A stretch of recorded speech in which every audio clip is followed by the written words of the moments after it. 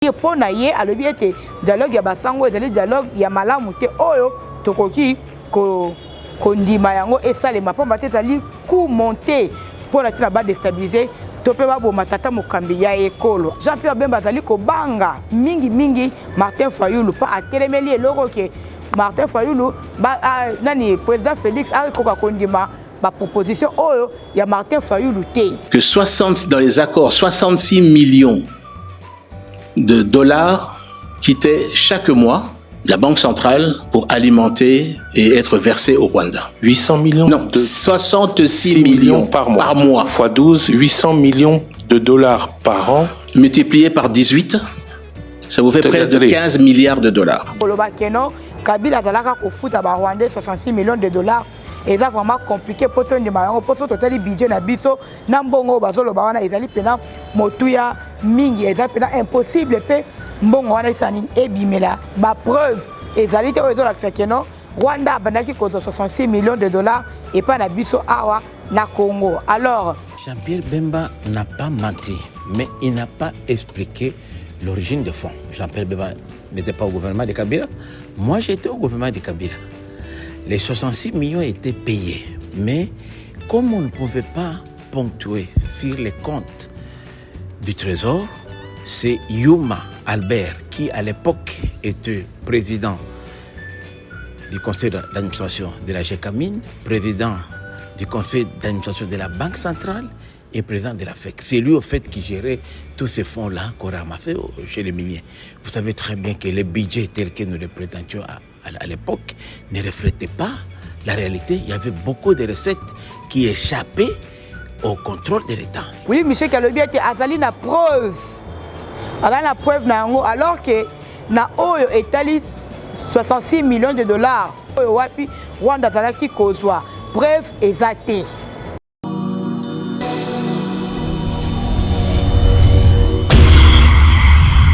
C'est une nouvelle chaîne chez vous, Espoir Henri, Kassima TV, abonnez-vous massivement, tous les fans de Maman Tatiana, Bino Bebonyama, Tosombitinia Makani, ma éducation politique ya Kitoko, venez nombreux vous abonner, s'il vous plaît, n'ayez la rabino, pourquoi pas Tolali Tolamuki Bokomsina Maman Dika 24.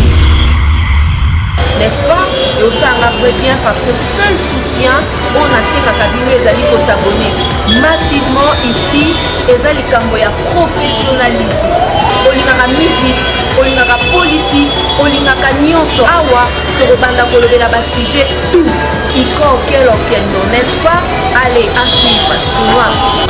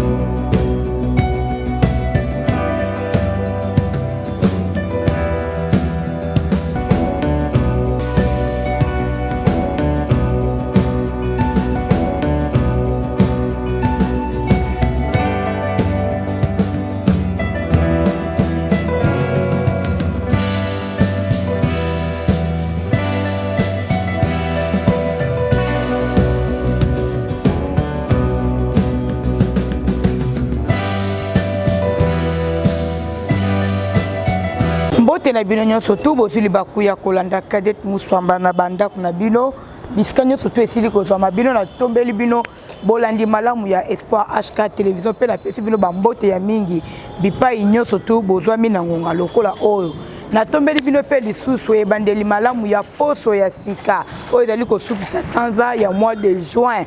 Alors soki ezali mbalano ya liboso ya kolanda Cadet Muswamba bandana no liboso ko s'abonner pamba te soki o s'abonner ezali bongo seul lisungi oyo koki ko sunga biso ko soutenir biso ezali na nzela ya ko s'abonner ko liker pe lisusu ko partager ba vidéo na biso ndenge tomesana ko senga yango bongo epai na bino. Alors mokolo malelo na ebongo na analyse to pe lisolo na mayematali toujours interview oyo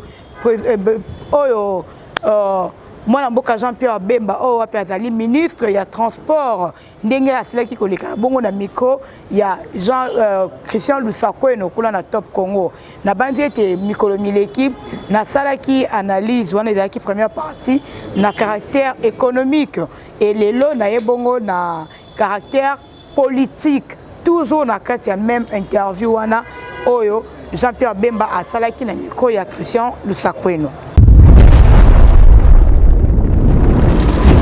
Na solo ya mukolo mwalelo na parti oyo etali to pe na caractère oyo etali politique tozolo belana no parti oyo mwana mboka Jean-Pierre Bemba azali koloba sur les 66 millions de dollars oyo wapi Rwanda a exigé ki RDC na tango oyo Joseph Kabila azalaki président Rwanda a exigé ki biso montant ya 66 millions de dollars chaque mois yango ezalaki bongo pona ba accord de paix oyo esignamaki na tango lokola oyo wana. Alors ezalaki kosalema lolenge nini Jean-Pierre Bemba alobi que abandaki kozwa 66 millions de dollars par mois na tango wana et ceux qui tobi to calculer 66 millions de dollars par mois au multipliant par 12 mois et autres lokola par an Rwanda bandaki kozwa mbongo epa na biso na valeur ya 792 millions de dollars par an.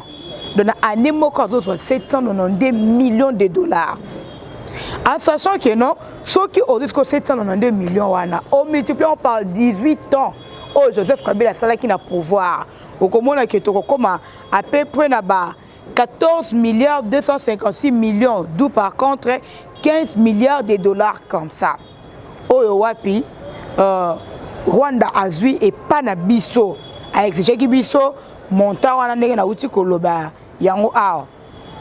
Alors yako kamo ezali nini yako kamo ezali ete bambongo na ezali kopesama ti na tango o gouvernement ya 1+4 esalemaki na gouvernement ya 1+4 ezalaki Jean-Pierre Bemba azalaki lokola vice-président ya économie.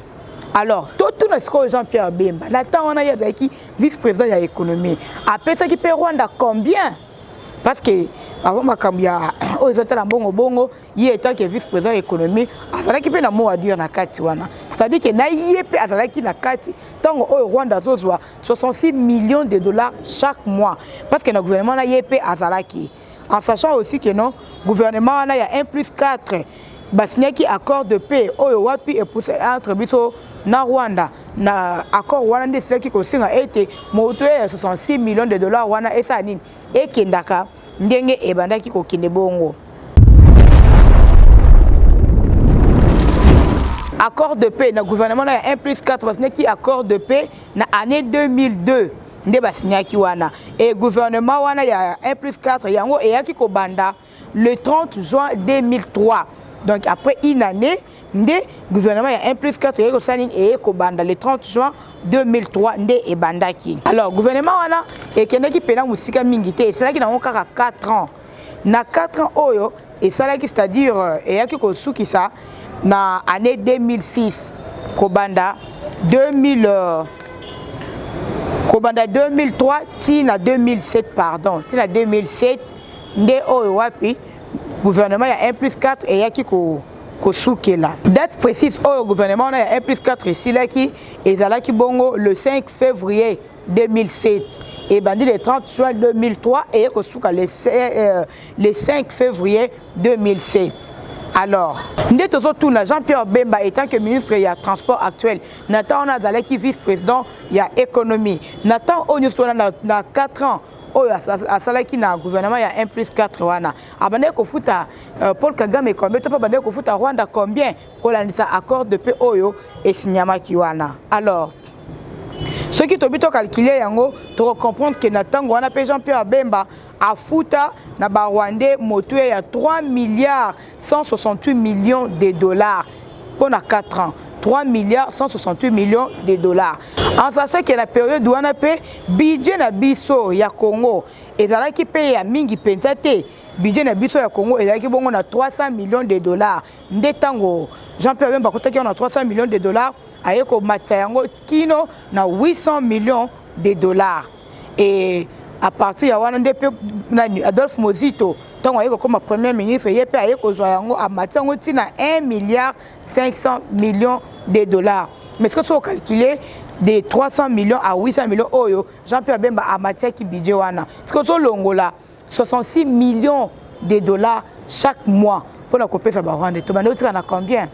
Au moins que yezo anango kaka moi koko somoko boy na sengi na régie technique ba balancer les biso na no vidéo oyo wapi Jean-Pierre Bemba azali ko lobela penza makambo ya 600 millions de dollars oyo wapi ba pesa kana ba yi Rwanda ba bandaki ko pesa na ba yi Rwandais na tango oyo Joseph Kabila azalaki mokonzi bongo to kutana na sima vidéo. Un des ministres du gouvernement que vous avez certainement reçu a dit que dans les accords 66 millions de dollars quittaient chaque mois la Banque centrale pour alimenter et être versés au Rwanda. 800 millions non, 66 millions par mois. Fois 12, 800 millions de dollars par an. Multiplié par 18, ça vous fait près de 15 milliards de dollars. Depuis que les 18 ans. Depuis le 18 ans. Et ça, vous savez que c'est la justification du régime de Kigali, c'était pour soi-disant payer l'effort de guerre qui avait été mené pour chasser Mobutu en 7 mois. La RDC a payé 66 millions de dollars par mois. Absolument. Pendant 18 ans. Pendant 18 ans. C'est ça qui a coûté, je veux dire, à la République. Et ça veut dire, multiplié par 18, ça vous fait 15 milliards de dollars. Et quand Félix Tshisekedi arrive, s'il fallait massacrer, on massacre. Et d'ailleurs, l'ensemble de ces personnes qui ont été assassinées, lorsqu'on parle de Tchebeya, de Ndala, lorsqu'on parle de Rossi, de Mukendi, de Thérèse Kapangala, lorsqu'on parle de certains officiers qui ont voulu s'opposer à un moment donné, Baouma, lorsqu'on parle du général Baouma, le général également Mbouza Mabé, le général Mamadou Ndala, là-dessus, on les a tués. Lorsque un peuple se levait, comme le peuple du Congo en 2007 du Congo central, c'est 800 personnes qui ont été massacrées parce qu'ils ont voulu se lever contre ce régime. Je ne vous parle pas de la marche de Tingi Tingi. Au début, on parle de 200 000 morts, Hutus, massacrés. Ne parlons pas au niveau de Mbandaka. Donc c'est un régime qui a commis des massacres. À Maluku, il y a plus de 4 fosses communes. Donc, tu réfléchir, madame, au monde qui non, na budget automatiquement il y a 800 millions de dollars. Tango Bemba Salaki wana lokola vice-président ya économie, na 800 millions so bibolongola 66 millions de dollars pour na couper ça Rwanda chaque mois. Au monde qui na selon économie, c'est vraiment impossible et le Rwanda c'est anine. Et ça les médailles pena malamu te. Sinon Jean-Pierre Bemba pena tango wana asalaki musala malamu. Asaki musala malamu o wapi tokoki ko boya ko ndima yango te. Na tango ya asalaki vice-président ya économie. Alors et tango mozu de payer à profiter la même ligne o wapi Bemba salaki na poste wana ya vice-président ya économie, il peut juste ya profiter quand on a matisi yango lisusu makasi meya koloba keno Kabila zalaka ko futa ba Rwandais 66 millions de dollars et ça vraiment compliqué pour ton ndima yango pour total budget na biso na mbongo bazoloba wana ezali pena motuya mingi ezali pena impossible pe mbongo wana isani ebimela et pas na biso et en plus ce temps to meki ba meki ko tuna Jean-Pierre Bemba pour na ba document ezali ko juger que non ezali ko prouver que non Rwanda zaki ko zo moto ya 66 millions oyo etikali ko komola na test c'est-à-dire biso to pena ko s'intéresser na yango penate to moni yango louche to moni yango flou pambate ba preuve ezali te oyo la que non Rwanda bandaki ko 66 millions de dollars et pas na biso awa na Congo. Alors no wana peka kande na zo senga na no régie technique ba balancer biso vidéo ya Willy Mishiki bongo tokutana na sima ya vidéo ya Willy Michiki pa yepe azali kolobela toujours na mayematali gouvernement wana ya 1+4 lolenge nini mbongo wana ya 66 millions ezalaki kobima po bango pe balobi Willy Michiki alobi ete eza ya solo Rwanda bandaki kozwa mbongo wana 66 millions de dollars chaque mois. Willy Michiki pe alobi ete ezali ya solo alobi ete mbongo ngo bandaki kobima pena na voie normale te. Albert Yumanda azalaki kosala azalaki lokwa circuit oyo mbongo wana ebandaki kobima po ekende na Rwanda. En sachant que non Willy Michiki azali député national. Alors député national pe lisusu na mopanzi kuna ya est mboka na biso. Alors tant azali ko babongo c'est-à-dire azali pe ko affirmer ete mbongo azali ko sa nini kobima.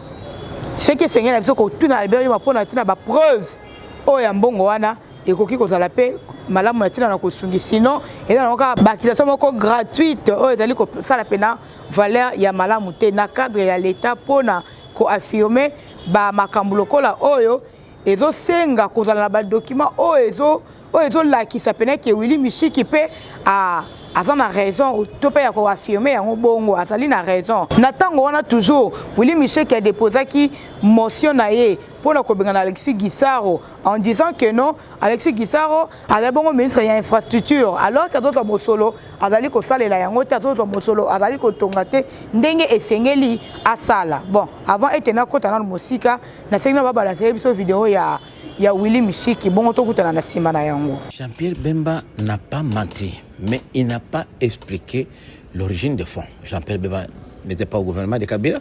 Moi, j'étais au gouvernement de Kabila. Les 66 millions étaient payés. Mais comme on ne pouvait pas ponctuer sur les comptes du Trésor, c'est Yuma Albert, qui à l'époque était président du conseil d'administration de la GECAMINE, président du conseil d'administration de la Banque centrale et président de la FEC. C'est lui, au fait, qui gérait tous ces fonds-là qu'on ramassait chez les miniers.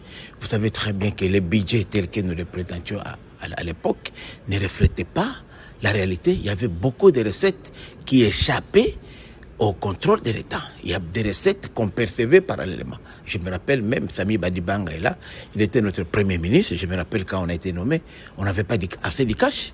On était ensemble au GLM. Le président Kabila, on était avec même John Numbi. Ils ont fait, et Néhémie Moulania, on a fait appel la nuit au président Yuma Albert pour amener 10 millions de dollars. C'était lui qui avait l'argent. Et c'est de cadres-là qu'on payait. Mais comment on payait? Quand l'argent était récolté, l'argent des miniers qu'on récupérait, puisque vous savez, il y avait beaucoup de contrats miniers qui n'étaient pas déclarés au CAMI, au gouvernement, c'est Yuma qui gérait ça. Alors, il fallait passer par une couverture. C'est comme ça que moi, j'ai laissé, puisque à l'époque, j'étais vice-ministre de l'énergie, et on utilisait Sinelac. Enfin, Sinelac, c'est une entreprise qui fournit l'électricité dans la partie orientale, notamment à Bukavu, Goma et au Rwanda. Bukavu, Goma et Rwanda et Burundi. Alors Sinelac, toujours, les DG de Sinelac a toujours été rwandais. Alors c'est à travers lui qu'on déposait l'argent sous forme de paiement de notre contribution à la Sinelac. J'ai même effectué moi-même une mission de contrôle et j'étais recadré à l'époque par Néhémie Moulania et par le ministre des Finances, Yad Mouland, qui ne voulait pas que je puisse savoir plus sur ces dossiers-là. C'est un dossier bien connu, parce que c'est comme ça qu'ils avaient mis, puisque dans la Sinelac, en fait, comme c'est tripartite, et les DG étaient rwandais, les directeurs techniques congolais et les directeurs financiers étaient burundais. Voilà comment les choses s'est passées. Malgré que Willy Michiki a soulevé une motion pour Alexis Gisaro, Balongolo, il peut pas benga na ministère n'a pas battu azali ko exécuter yango ndenge esengeli te mais yakoka mozali ete motion yango elala lango kaka boy si lelo tebi ete Alexis Gisaro azo continuer na ebonga na ye malgré makambo zali ko avancer te mais azo continuer.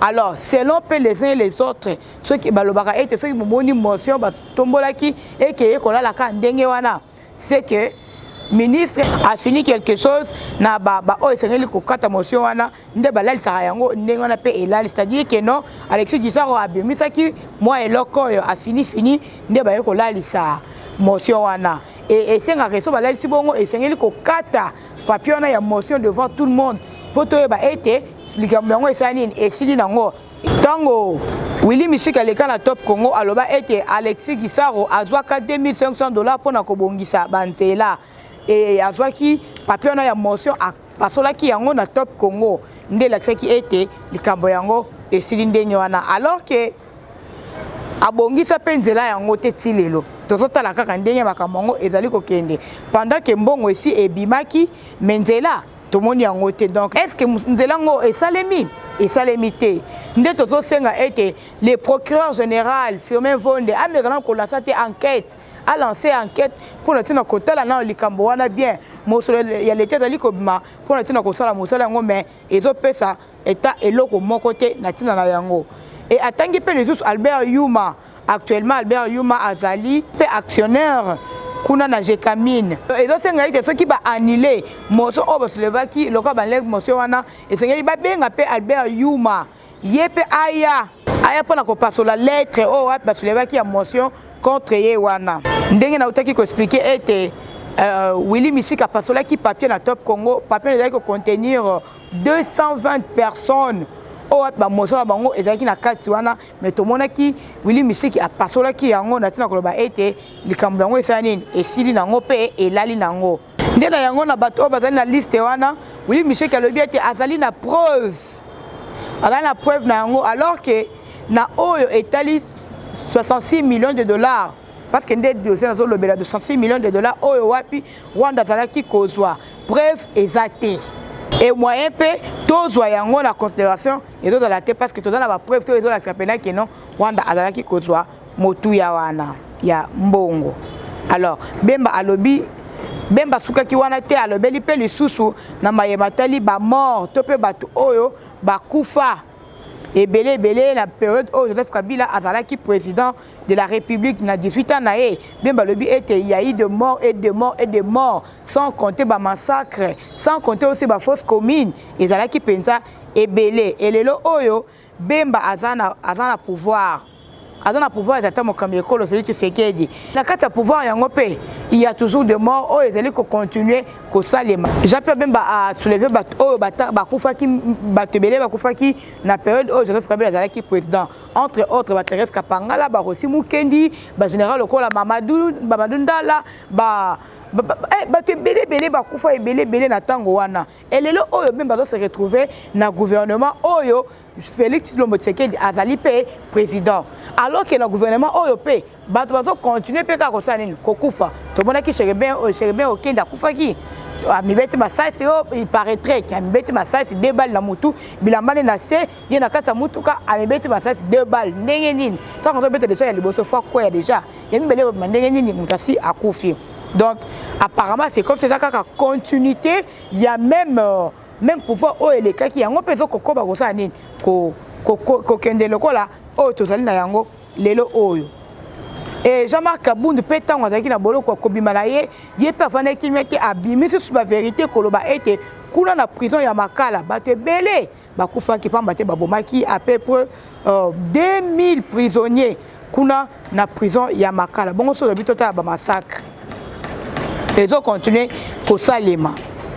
Donc ba secret ezobima du jour au jour dans le gouvernement oyo surtout to comparer yango eza presque ndenge moko na régime ya Joseph Kabila makambe banda ko salema yango pezo ko ba ko sani ko salema elelo oyo Bemba a ko se frapper poitrine pardon koloba ete pouvoir ya papa Mokambi ko Tshisekedi ezali malamu par rapport ya oyo ya Kabila. Oui, to yebi ete Kabila asala pena makambo ya mabebele pe congolais moko te akoki côté mailo oyo pona ko défendre Kabila parce que to yebi bien nini oyo ye akoza biso na mboka na biso Congo. Alors lelo oba to komi tu na ebele pona nini Joseph Kabila akei na Goma parce que d'après nga nazomona ki ajija ki na ye bon kotala ke ceux qui ake ko se réfugier na na pays moko na Afrique pays ba président africain baza facile à corrompre ceux qui ba corrompre bango et d'autres la facile paraîtrait que non ba corrompre qui présidente oya mwasi oya mboka ngoni na bosani ko to komba mboka ngo pour être abimisa ba réfugiés o bazali na mboka na ye et lelo oyo amona ki Kabila moni que non place okoki kozala à l'aise peut-être et ça place banguna baza pour kuna corruption et kolekate. Donc pouvoir y a mokambi école les alliés plus pouvoir il y a corruption. Alors ndia mona ke a négocier réfugié na ye kuna na Goma. Tout le l'appel ici kaka toujours na même interview Jean-Pierre Bemba, il pas placer li koloba était Joseph Kabila akaba Congo na Rwanda. Bemba lobi que non Joseph Kabila zaki bongo pion ya ba Rwandais ayaki bongo na tina na mission ya kosala nini kokwisa mboka na biso kokaba yango na ba Rwandais. Tomonaki bongo na liwa ya musée ndenge nini bandeko na batema ba Joseph bandeko ya musée bazalaki wana et toskala komona tomonaki bipai ya basili ko bimisa Kabila Rwandais te. Alors na sengi na régie technique ba balancer biso na vidéo oyo wapi batali ko bela ndenge Kabila kabaki mboka na biso na ba Rwandais et pas Jean-Pierre Bemba.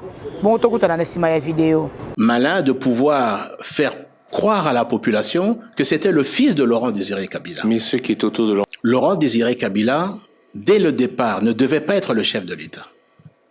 En fait, il s'est autoproclamé et a surpris ses alliés à Lubumbashi.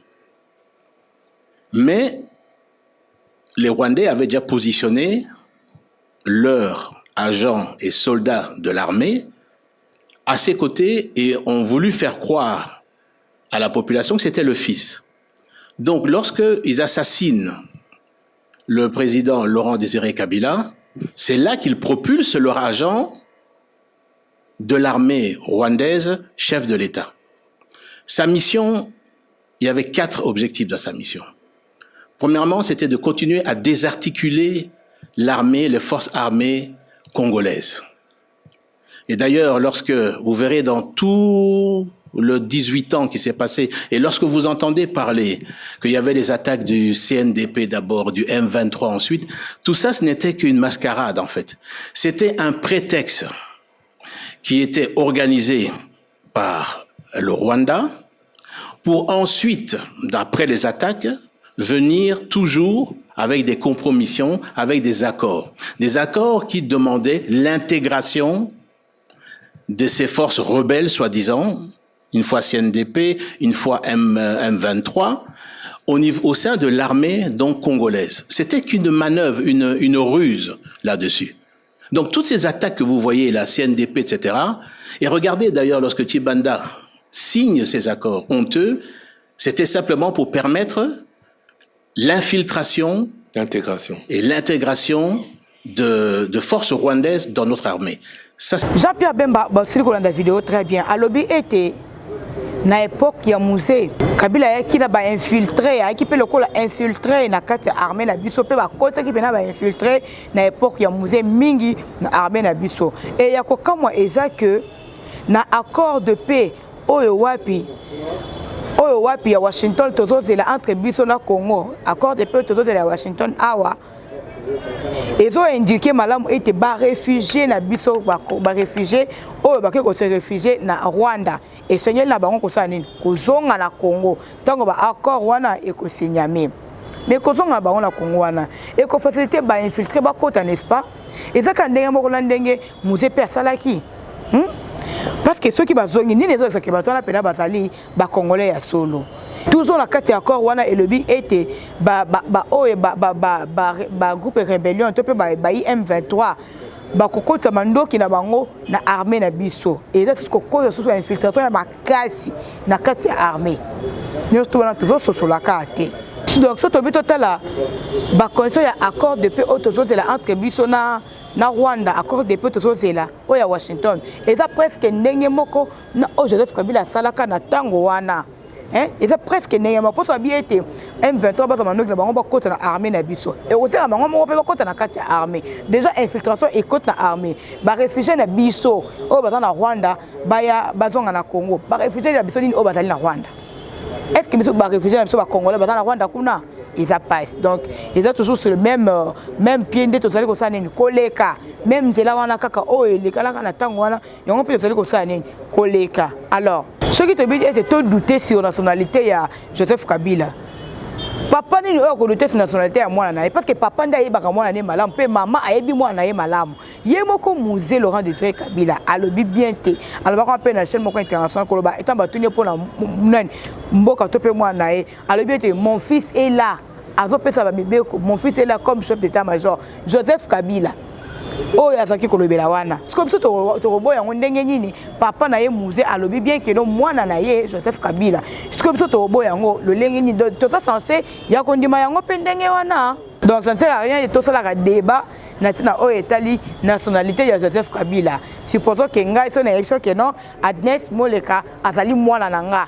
Yo siko nazali soute na kufi oya ko bakeno te azalaka mona cadet te mais ngamo comme maman na biso kasa mwana nanga donc ça ne sert à rien ko ça la débat sur yango parce que yemo ko muselo bana biso keno azali mwana na ye donc on peut toutefois croire ndenge wana ya moto ezali ya kotika débat sur nationalité ya Kabila mais plutôt tata mokambi ekolo ezali bongo ko senga na yo ete o réorganiser armée na biso et comme surtout plus fort na tina ya ko bunda pe ko bengana banguna na mboka na biso Kongo o bazali ko luka ete mboka na biso et avancer te bunda na tina ete bango sa nini bakoya et senga na biso ko bunda na nzala mandoki po basa nini bakoya pamba te soki to bito ke na ba accord to ça les côté to ba luka kaka sur le même point pamba te zali accord o cinéma ki na tango ya Joseph Kabila lelo o yango ezo risquer susuko to ndima susu yango lisusu na tango na yo e ko mema nango na solution mon côté. Alors tout le belabi pa iwapi Jean-Pierre Bemba zali ko le belape parti oyo ya Moïse Katumbi. Jean-Pierre Bemba lobi était Moïse Katumbi a bakisi lisusu piste kula na aéroport pour na ba avion ya minene ba avion oyo ezali la capacité ya komema à peu près 250 personnes to peu 300 personnes pour que ba kita avion na et kita kuna na aéroport ba piste oyo Moïse Katumbi asili ko bakisa eza pona ko attaquer nango Congo et non pona ko bongisa bazo benga bango ba piste wana aéroport ya Molende ba benga yango aéroport ya Molende asali aéroport ya Molende wana ko autorisation ya botongi aéroport wana etant batuni batumisusu balobi ete aéroport wana ba piste wana ezali kaka mon côté ezali ebele oyo wapi Moïse Katumbi asili ko sala yango ndenge wana et aussi bandeko ya Semco te pe ba ISC bango pe basali sur ba piste moko bongo sans autorisation et Jean-Pierre Bemba lobi ete si basalaki yango ndenge wana ezali bongo na tina na ko luka lolenge nini ya ko déstabiliser tata mokambi ya ekolo pe kozwaye na lolenge esengeli. Alors Jean-Pierre Bemba alobi lisusu ke bakangaki bongo chauffeur ya Moïse Katumbi bipai wapi chauffeur wana asilaki ko bimisa video oyo wapi ezali ko lakisa place de Moïse Katumbi abombaka ba mandoki na ye.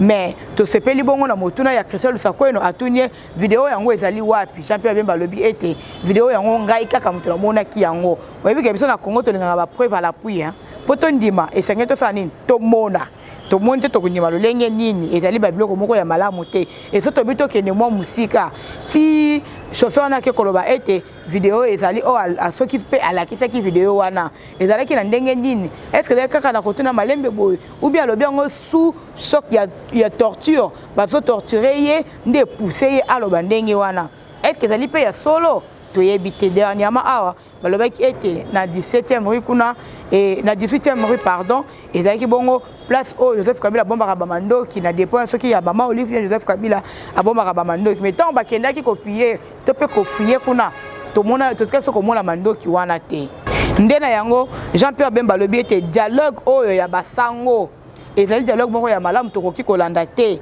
pona nini pamba te ezali bongo basanganaki na tina na koluka koboma tata mokambi ya ekolo ndakisi ezali nini ezali ete tango bandeko na biso basango to pe ba ISC na Semco tango bakendaki na Goma kuna batikali jamais kokende kotala ba sinistré mais plutôt bakendaki kozwa ba photo na banguna na biso bakangi ba photo ba fandi esika moko bakangi ba photo pe ba lancer yango na ba réseaux sociaux mais to mona kite place o bango bakendaki ko consoler ba sinistré c'est-à-dire pona ye alobi ete dialogue ya basango ezali dialogue ya malamu te oyo tokoki kondima yango esalema pamba te ezali coup monté pour la tina ba déstabiliser to pe ba boma tata mokambi ya ekolo alors que te bi bien que depuis kala basango bazala toujours côté ya peuple bango ba défendra toujours peuple mais ils allaient différent na bandeko ya Senko et bandeko ya SCC pardon bango quand même ba yende ko rejoindre ba Senko na tina na kolobela mopanzi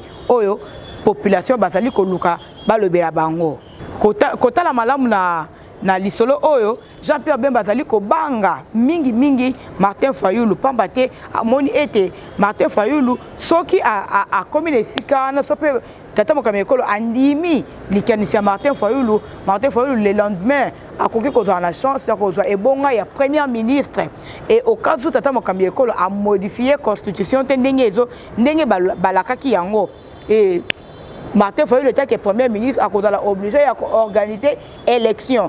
Alors que ceux qui ont organisé l'élection, le col a organisé ceux qui ont mis premier ministre, a la chance, il y a Ebonga, il y a présidence directement.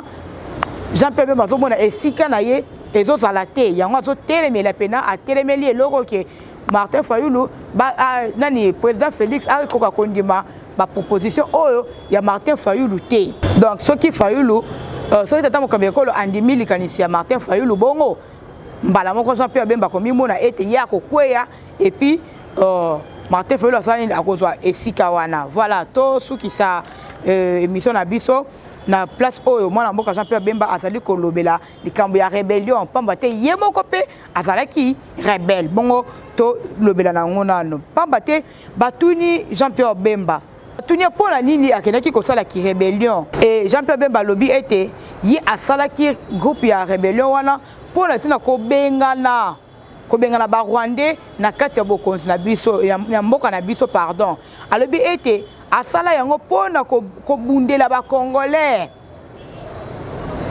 po bazala na esclavagisme te bazala ba esclave te nditi na oya kenda ko sala ki rébellion et lokola Kabila le père a droit pouvoir naie na se ya mandoki alobi ete le fils a hérité pouvoir au musée Laurent Désiré Kabila droit ka na mzela ya mandoki et le fils a hérité yango a continué yango pendant 18 ans nous surtout na kati ya ko kota toujours ba Rwandais na kati ya mboka na biso bazala toujours infiltré mais la loi ya tata ya musée Laurent Désiré Kabila tout ce kala komona ba Rwandais pembeni wana te oh ben mi bisa que tous ali ba Rwandais le contraire tout le monde rende ba vrai congolais tant au musée Laurent Désiré Kabila akufaka alors tout le monde ba congolais tu ba moins congolo net ba Gaïta Kaludi bazali ba Katangé non bazali ba congolais et ba tuana ele ba misusu pe bazali ki wana ebele otokoki ko tanga ba kombo nyonso tout etala kaka et Batouana baza ba vrai congolais ba Katangé lisusu d'origine bazalaki wana mais comment bazalaki et salaki ke bazo pouvoir ba pesa na Joseph Kabila ne presque nazali komitune la motuna balobi ete ba kotaka na conseil de ministre ne ba moni ete et sengeli bazo bokonzi wana basala nini ba pesa yango na Joseph Kabila alors que Congo ezali royaume te oh soki papa kufi mwana sa nini a récupérer ebonga wana non et puis batena ki compte que non Joseph Kabila za Rwandais batena ki compte te ba pesi bongo elelo oyo boyo ko lobeso makambo o nyuso ko komi ko accuser na yango wana pendant que ba congolais na tango wana bazaki pena na kanda makasi contre Rwanda net pas moins congolais wana na ba Gaïta na ba misusu bazaki pena na kanda contre Rwanda na tango ndé sengela ki ete ba Rwanda basani bazonga na mboka na bango tango musée asalini akufaki mais c'était le contraire et surtout bito tala malamu na bazali ko tala élection ya mboka na ndenge elekalaka parce que tant ba pesi pouvoir ba le kaki na élection te ba fandisa ki conseil des ministres ne ba bien te ba pesa Joseph Kabila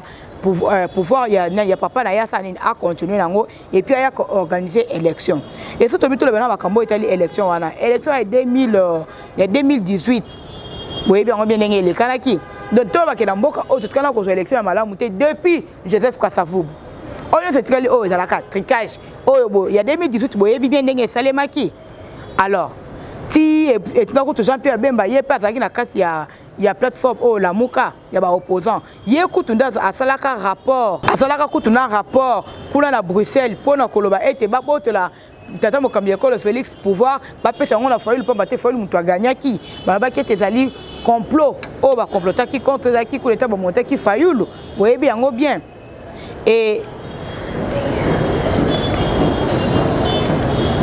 Soto bito ya solo mapona mi 2023 bomona ki ndenge ni ba machine à voter bimangi na banda ko ya bato toyebi biso tout malamu ndenge nini elekanaki. Alors donc so tobito ke na nzela maponami en tout cas dans tout cas ko za maponami ya malamu te depuis Joseph Kasavubu aleka ti le o ezalaka la batricage ezalaka boy ezalaka boy. Donc en quelque sorte Jean-Pierre Bemba a raison, il y a certaines choses, mais tout en tenant aussi effet na yango. Pamba te makambo so ils ont inclus yepe na kati. Ils ont inclus yepe na kati. Voilà to comme bongo na suka ya émission so mokolo lelo. Ce qui suggestion ezali to pe moi conseil pour être to bakana maitolobi lelo ezali bozangisa te bo comme l'option yango na se ba commentaire na se ba commentaire et puis to kotanga yango ce que ezali mbala no ya liboso ko landa biso ko bosana te ko s'abonner ko liker pe ko partager.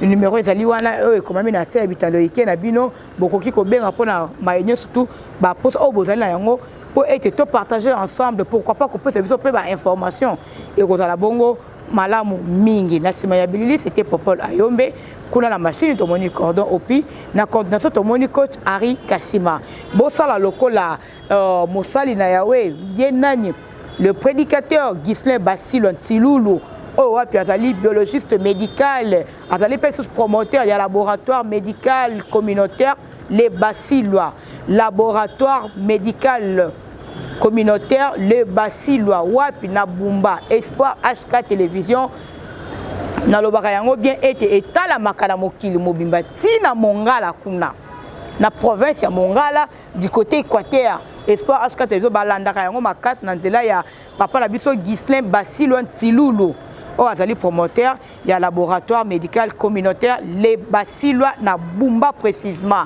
Alors ceux qui yopé ozali na Équateur te ozali peut-être na Maindombe partager lien pour que baninga misusu pe balanda baye bazali na Congo central baye bazali na Kasai baye bazali na Katanga kuna bobo sana te bo partager yango massivement net kuna na Katanga kuna tomoni Kalenga Caleb Symphorien Yepekuna à partager en partie à Katanga au moins que Espoir HK télévision les alliés pendant côté mala mokili mobimba na Congo central les alliés bon on a Jean-Claude Basile à partager yango comme il faut pas nyoto boya ko partager là na biso gentil pour biso plutôt za gentil les alliés bon c'est le moyen ya ko sunga biso. Alors abonnez-vous massivement, likez et partagez.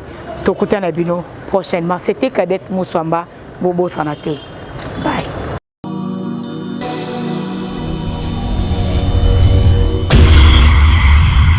C'est une nouvelle chaîne chez vous, Espoir Henri, Kassima TV.